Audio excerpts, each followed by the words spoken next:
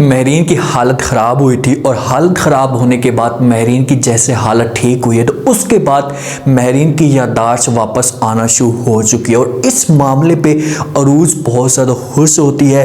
अरूज ये समझती है कि ये सब कुछ मेरी बेटी की वजह से हो रहा है। नेक्स्ट एपिसोड में क्या होने वाला है, क्या महरीन मुकम्मल तौर पर अपनी याददाश्त वापस कर पाएगी, पहले शहज़ा बेगम कोई नई चाल चल देगी, ये सब कुछ आज के शो में बताएंगे। लास्ट में चैनल को सब्सक्राइब कर दें। तो अगर महरीन की हालत ख़राब होती है उसके बाद अरूज इसके पास जाती है, ऐसे पानी शानी पिलाती है, दूध छूट देती है, मस्के शस्के मारती है, तो उसके बाद महरीन की याददाश्त भी वापस आना शुरू हो जाती है।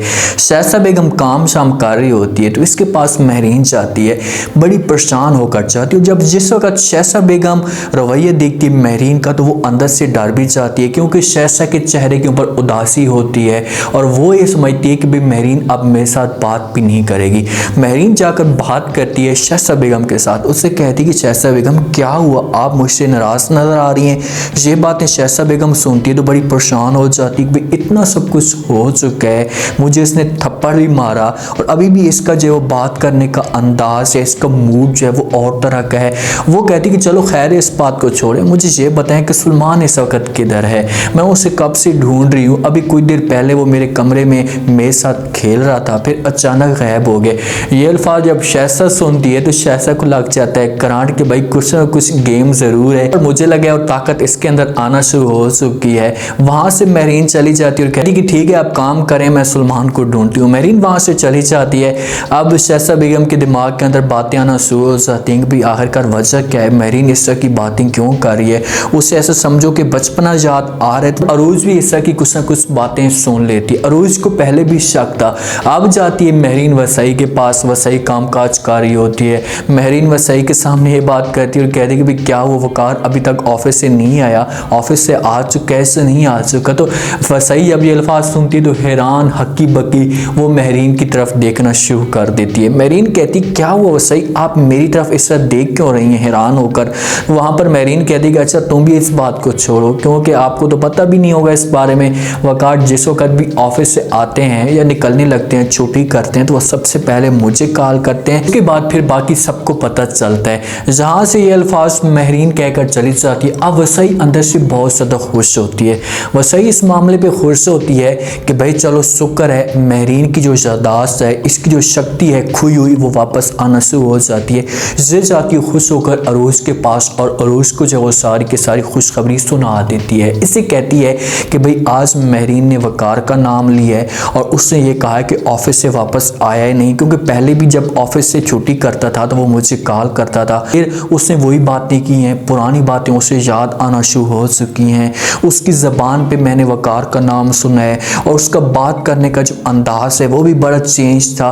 तो इस मामले पे अरूज अंदर से खुश होती है और कहती है कि चलो शुक्र है, मतलब माँ जी की जो याददाश्त है वो वापस आना शुरू हो चुकी है और ये सब कुछ मेरी बेटी अरीज की वजह से हुआ है। अब अरूज ये समझती है कि ये सारा का सारा जो मामला हो रहा है ये मेरी बेटी की वजह से हो रहा है कि मैंने बेटी का नाम अरीज रखा था और इसे जाकर दिया है, तो इसकी वजह से ये सारी बातें उसके जहन के अंदर आना शुरू हो जाती है। बहुत ज़्यादा खुश होती है कि चलो शुक्र है कुछ ना कुछ तो ठीक होता जा रहा है। अरूज तो ये चाहती है कि भाई महरीन की याददाश्त वापस है और वो ये समझना शुरू कर दे कि सुलेमान मेरा बेटा नहीं है, मेरी जो बेटी है वो सिर्फ अरीज है। अब सुलेमान तो परेशान होता है, वो किसी के साथ भी बात नहीं करता, समंदर के किनारे चला जाता है, किसी गट्टर खाने के पास जाता है और जाकर बैठता है, चीखना चलाना शुरू कर देता है। शहज़ा जाती है खुश होकर अदरीस के पास और उसे जाकर सारी की सारी कहानी बता देती है और कहती है कि भाई उसने आज पुरानी बातें याद की हैं। तो अदरीस ये समझता है कि भाई महरीन जो पहले पागल थी आपके सच बोलने पे वो और भी ज़्यादा पागल हो चुकी है। तो इस मामले पे शहज़ा परेशान होकर कहती है कि अगर वो पागल हो जाती है तो वो फिर सुलेमान को भी नुकसान पहुंचा सकती है, किसी को भी नुकसान पहुंचा सकती है। तो अदरीस ये बातें सुनते हैं तो वो शहज़ा को इनकार कर देते और कहते हैं कि किसी भी सूरत में वो सुलेमान को नुकसान नहीं पहुंचा सकती, ये तो सुलेमान के साथ मोहब्बत करती है और सुलेमान को कैसे नुकसान पहुंचा सकती है। तो ये बातें जब यहाँ पर शहज़ा सुनती है तो वो अदरीस को कहती है कि अच्छा आप सुलेमान के मामले पे इतना ज़्यादा पुरुम्मीद हैं कि वो कभी किसी भी सूरत में सुलेमान को नुकसान नहीं पहुंचा सकती। अब जिस हिसाब से अदरीस बातें कर रहा होता है ना कि भाई सुलेमान को नुकसान नहीं पहुंचा सकती, तो ये बात सच होती है कि महरीन किसी भी सूरत में सुलेमान को नुकसान नहीं पहुंचा सकती, क्योंकि बचपन से ही सुलेमान उसे मिल चुका चुका था तो ये सब कुछ समझना शुरू हो चुकी है कि सलमान मेरा सगा बेटा है। तो जहाँ पर शहजादा अदरीस को कहेगी कि चाहे जो कुछ भी हो जाए, हमने सलमान को मजीद सबको सच बताना है और उसके जहन के अंदर ये बातें डालनी है ताकि सलमान हमारी बातों के ऊपर यकीन करना शुरू कर दे, अपना वालिदैन समझना शुरू कर दे। अदरीस कहता है कि फिलहाल आप खामोश हो जाएं, कोई ऐसी बात मत करना, ऐसा तमाशा मत खड़ा करना जिसकी वजह से फिर से कोई परेशानियां बन जाएं, सब मामला जो वो बिगड़ जाए। अब सलमान परेशान होता है। सलमान ने जिस बंदे के जिम्मे काम लगाया था कि भाई उस चोर को पकड़ो जिसने हमारे ऊपर हमला किया था, तो वहाँ पर जब वो आगे वाला बंदा होता है, हो सकता है कि पुलिस में हो, वो सलमान को कॉल करता है, सारी की सारी कहानी सलमान को बता देता है और कहते हैं कि वो बंदे पकड़े गए हैं, अच्छा उनकी इन्फॉर्मेशन से उनकी डिटेल मिल चुकी है, वो किराए के चोर हैं, अगले बंदों से पैसा लेते हैं और उसके बाद इस किस्म का काम करते हैं। सलमान कहता है कि ऐसे कैसे हो सकता है,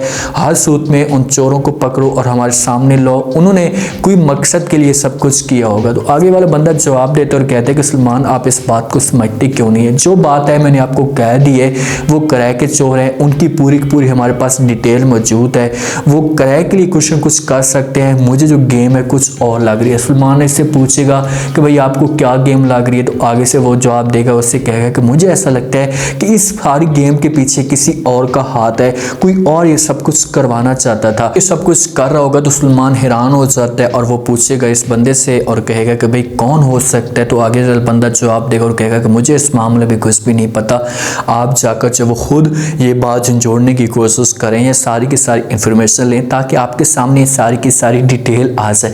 अब सलमान के सामने जब ये बातें आती हैं ना कि भाई कोई और हो सकता है, तो फिर सलमान हो जाता है बड़ा परेशान कि भाई अरूज को कौन मारने वाला हो सकता है, अरूज का कौन दुश्मन हो सकता है। अब ये बंदा इतना पागल है, घर के अंदर आकर ये सारी की सारी चीज़ें नोट करे तो सब कुछ जो है वो इसके सामने खुलकर आ जाएगा कि भाई अरूज के दुश्मन कौन है और उसको कौन है मारने वाले।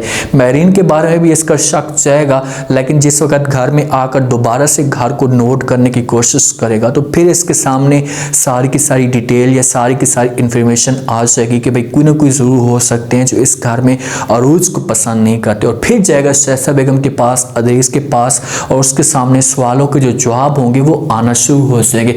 अब नेक्स्ट एपिसोड में होगा क्या, जो चीज़ें या जो चालें मेरीन चल रही है या खेल रही है, तो ऐसा लग रहा है कि मेरीन की जो याददाश्त है खुद ब खुद वापस आना शुरू हो जाएगी।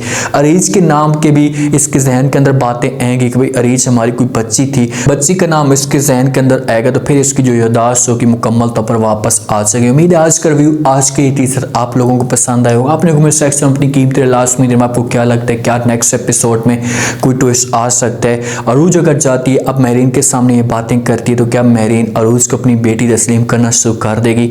अब मेरीन के सामने मजीद सच कैसे खुलेगा, लास्ट में फीडबैक दीजिएगा, चैनल को लास्ट में सब्सक्राइब कर लीजिएगा, अपना खास ख्याल करें, शुक्रिया, अल्लाह हाफ़िज़।